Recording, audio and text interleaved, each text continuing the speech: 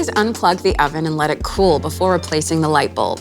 Only use a 25-watt, 120-volt G9 oven bulb. First, remove the wire rack from the oven before replacing the light.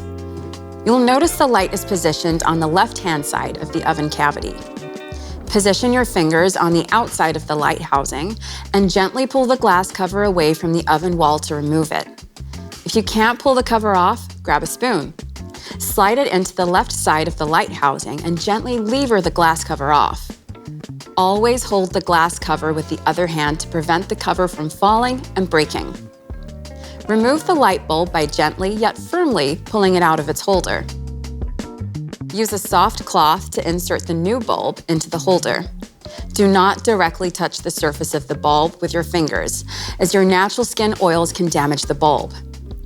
Reattach the glass cover by aligning the metal hook with the left-hand side of the light housing. Slide the opposite end of the glass cover into the metal bracket on the right side of the housing.